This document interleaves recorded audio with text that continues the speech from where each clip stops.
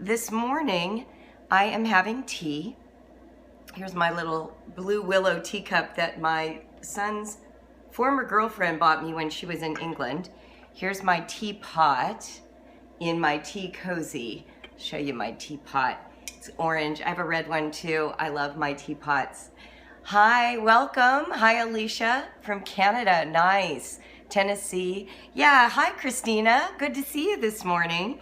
So some of you I'm really getting to know now by your handles. It's really fun. I love it. So I'm pouring my tea. So if you have tea, feel free to join me. Hello. Hi, Becky. So just yesterday, one of our Brave Writer moms, whose name is Carol, she reminded me that some of you are new to Periscope and new to me. Hey, Lori, and hello to all you Canadians. There's a whole bunch of you on here right now. That's awesome. Hi, Kristen. Thank you very much for putting your name in there. You just finished your coffee, Mama Vegas Girls. Okay, great. You know what, Mama Vegas Girls, put your name in. I don't know your name. I just know your handle. Hey, Swampy Joe. So anyway, Carol mentioned that a lot of you may not really know sort of the foundational principles of Brave Writer or even the way that I homeschool. And I thought it might be fun to talk about that this morning. Hi, Jennifer from Germany. Hello, Ortega Mama. You just had hot chocolate. That sounds fun. Hey, tea with Nadine. She's a Canadian who sells tea. Hi, Khadijah. Nice to see you too. I want to say hello to everyone, and I know it gets tedious to listen to, but it feels good for me. Hi, Amy and Mary. Okay, so I'm just going to keep talking. Hi, Alexandra. Yay, Canada. Okay, Lalani. Oh, okay. Oh, that's right. Okay, I remember now. Lalani, thank you so much for reminding me. Hi, Heather. Hi, Candace. Okay, good. Oh, you just finished the free writing handout. How did you like that, Candace? Did it work for you? And Carrie in Florida. All right. So here's the thing. I just thought we would chat this morning. Hey, Krista. We are going to talk about what I think makes homeschool work and what I think makes it fail.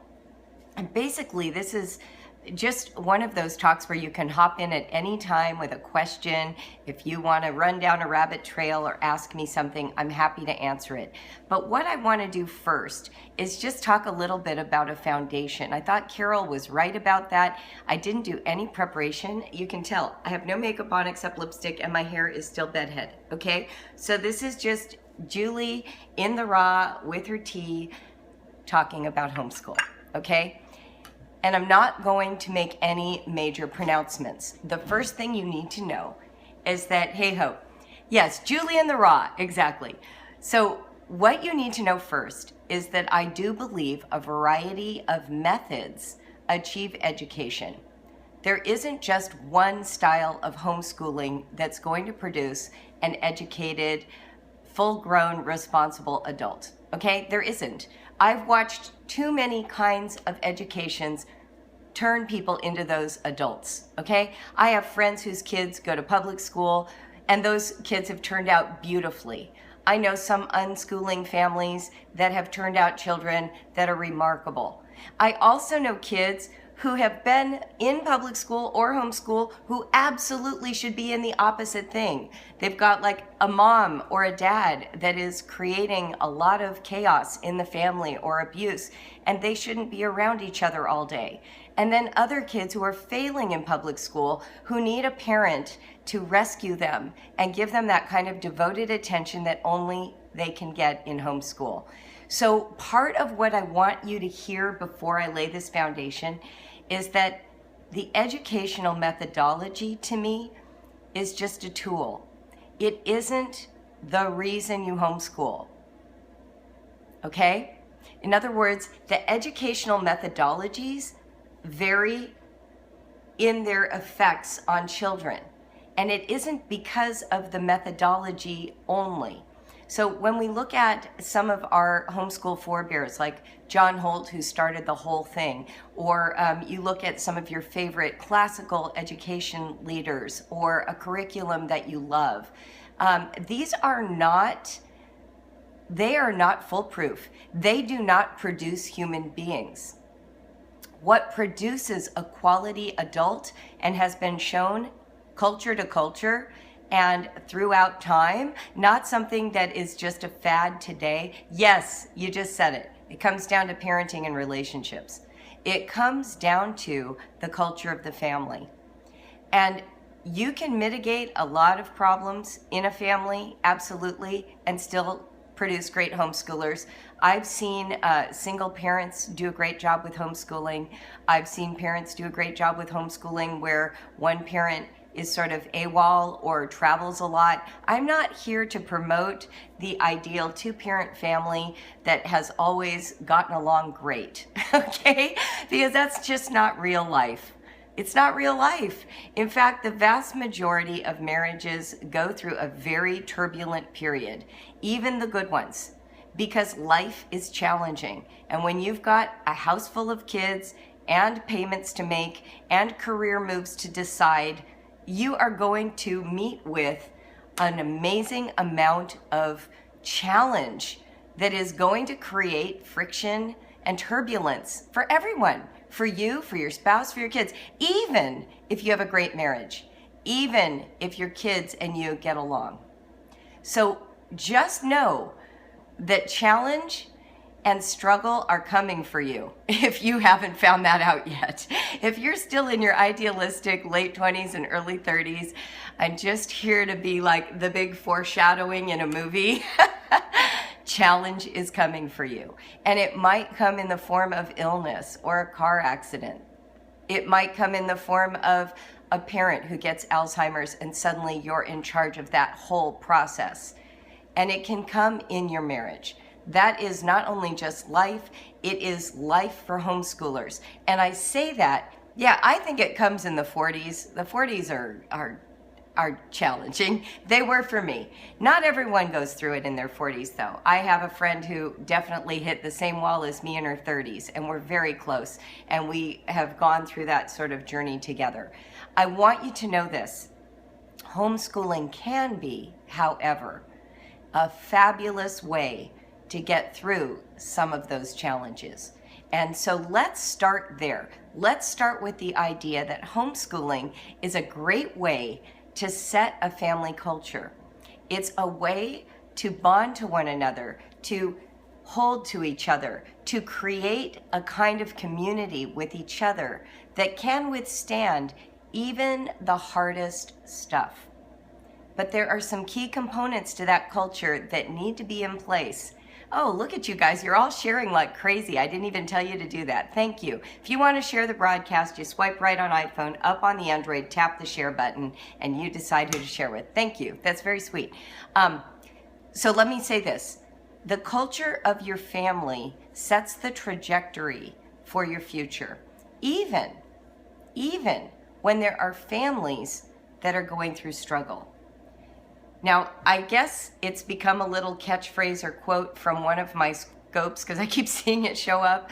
I think I said some time ago, last week maybe, tell the freaking truth. So that's fine with me. Go ahead and quote me on that one. But that really is the core of the family culture, and I want to start right there. Tell the freaking truth. Tell the freaking truth about what's going on with you. The biggest source of dysfunction in families, and especially ideological families, especially homeschoolers who believe that they will be spared the trials of life because they're doing it right, okay? Those families have to tell the truth. Everyone does. But it's almost more important if you are in a position where you think your reputation determines whether or not you're a good person. So if you're a person who is, let's say, in the medical field or service or pastoring or missions or the military or home education in combination with any of those, what you tend to do is you try to create an image of what you want to be rather than just being.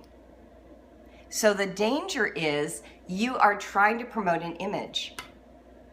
The image is not going to be successful at creating wonderful adults, because you have to be like this little speedboat that navigates all kinds of issues, right? So just think about that for a minute.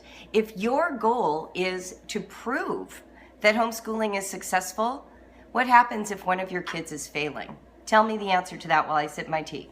If your goal is to prove that homeschooling is successful and one of your kids is failing, they're not learning to read, they're struggling with math, they don't want to do homeschool, they fight you all the time, what will you do? What will happen in your family? How will you treat that child? Then you're a failure, right, Jenny? You feel like a failure. Or you blame the child. That's right, Lori. You take it out on them and add more pressure. You cry and eat chocolate. That's actually not a bad solution.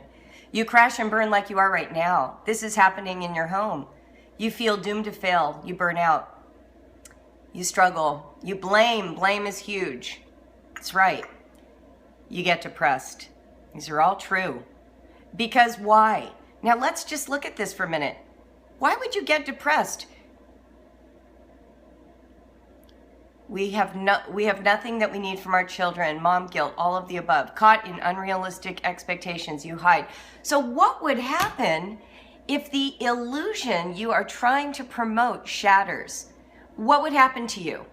What would happen to you? We want to preserve and strengthen our relationships even through those struggles. Put your identity on your child. Get depressed. Return on an investment didn't happen. Ego destruction. There you go. You think I should send them to real school. Okay, so you fall apart. Okay, so let's look at this. You guys are doing great. You're sharing all the truths. You are telling the freaking truth. I appreciate it. Yes, you believe your children are the measure of your success. Exactly. So if you are trying to live up to an image, you will now shoehorn your children and yourself to appear as though the image is actually being created. So instead of creating space for discovery, you've already decided how it's supposed to look. It's like paint by the numbers. It's not your original artwork. And instead of facing this canvas and learning what it means to be an artist and discovering and risking and creating a painting that's unique to you, you are busy painting by the numbers. And then people get sick of those paintings because, hello, they all look the same. They aren't a creative expression. There is no room for discovery. You are stuck with the result you have forecast, and you can't navigate that. Imagine, for example, you have a child who defies the style of reading growth that you assumed would happen. This happened to a friend of mine. She was homeschooling. She has 4 kids, and one of her kids really started struggling with reading. She thought it was a discipline problem, thought it was a will problem, thought it was laziness. Turned out this kid was dyslexic. As it turned out, all 4 of her kids were dyslexic. Not only that, she suddenly learned about dyslexia, discovered this whole world of Orton Gillingham, became a trained instructor. All 4 of her kids are adults now. They're in college and beyond, successful in college. Meanwhile, she has a full-blown career guiding kids who are struggling with dyslexia. Imagine if she just kept hiding it and kept using stronger and stronger disciplinary methods and would have completely missed out on this opportunity for her own intellectual development, for a possible career, and to nurture and nourish her children into a future that has been really wonderful for them. And she did put them in school because school had resources that she could take advantage of. She had to give up the illusion in order to see the fruit, the blessing, the benefit, the value of what she had been given in her children. And it's possible to homeschool and have dyslexics. Thousands and thousands do. I don't want you to hear me saying if you have a dyslexic child, put them in school. She homeschooled them for years, 10 or 12 or 15 years. They went to high school. But I want you to hear that because sometimes in our desire to protect an image, we overlook a legitimate concern. Yesterday, Sip, on my art appreciation scope, one of the kids posted a comment. I don't know if you saw it, and I don't know if the mother is here. And if she is, I say this with nothing but pure love in my heart. But he said something. He said, you know, I like your smile. My mom doesn't smile that much. And I thought, okay, that's kind of what pushed me over the edge this morning to this scope. Because here's the thing. We all get in that mode. I sometimes look back at video of myself with my kids, and we don't have that much because I've lost most of it. Long story. Most photos, they're in a box.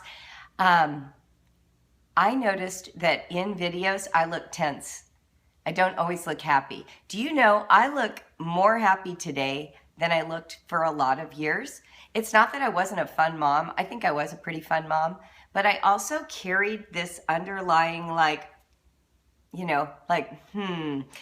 I'm monitoring the situation at all times. Do you know what I'm talking about? And so you stop smiling. You can go through a whole day where you have not made eye contact and smiled into the eyes of your child. And they need that. They depend on your smile more than they depend on the sun. Sunshine comes through your face for your children. And they know before the day starts whether you're on their team and present or checked out and evaluating. So if I had to say one thing to set the foundational culture of your family, smile. Smile. Did you know one of the broadcasting principles for everybody who's on television or Periscope? Smile through your words. Smile. It feels really foreign, but just do it. The more that you do it, the more natural it becomes. Right. So how easy is that? I'm not asking you to go study some plan of learning. I'm asking you to smile. Not a fake smile, of course not. A genuine smile. You know what makes you smile? Your children. You know how you can get back in touch with that? Look into their eyes. It's very hard to look your child in the eye and maintain an angry expression. These little cherubic faces with the big eyes and the lips and the cheeks. I mean, really, if you actually look at them, smell their heads, touch the pudgy softness of their skin, even your teenagers who need acts, you can hug them from behind, you can nuzzle their necks, you can stroke that growing muscle, you can be cuddly with a teen. Look in their eyes, remember the baby they were, and smile. So that's one thing. Now, don't be fake about it. I'm not asking you now to create a new illusion that you must always smile at them. I'm saying, remember to be warm toward your children, okay? So that's the first thing that I wanted to say, smile. Second thing, tone of voice. I was on the phone, this happens to me a lot, but I was on the phone one day with a mom calling to ask me about Brave Writer. And she was so sweet. We were having this great back and forth. But every so often, a child would interrupt, and this is what she would do. She would have her phone. I'm going to pretend that this is a phone. She'd be, this is what I envisioned happening. She'd have her phone, and she'd be like, Julie, thank you. Oh, that's so helpful. I'm really excited to try that with my kids. Jason, stop it. I'm on the phone. Oh, that's such a great idea, Julie. Jason, I told you, close the door. I'm talking right now. Okay. Has that ever been you? So hilarious. I'm over here giving all this advice about really listening, receiving any free writing, giving, all this kind support, and they're like screaming at their kid while they're on the phone with me. This has happened more than once. This has totally happened to me more than once. So one of the things that you want to do is remember how you come across. So you might set this foundation intellectually for freedom and exploration and discovery. You might say to your children the words, it's totally okay with me if you make mistakes in your free write, but what's coming across is, Jason, close the door, right? Because there's this tendency, Courtney, well, that's good. He's listening, so now you guys can have a fabulous conversation. Because you wouldn't be on this scope if you didn't want this to be the new normal in your family. If you didn't want there to be enjoyment and playfulness and smiles and connection. Your homeschool is only as successful as all those things. All those things. Stop measuring math. I trust you. You will get through the book. Stop measuring that. Make a new checklist. Eye contact, smiles, scratching the back, gentle tone of voice, staying connected to the people that my children are, not who I hope they will be. That was one that I shared, I think, way back at the beginning of all these scopes. You want to stay connected to who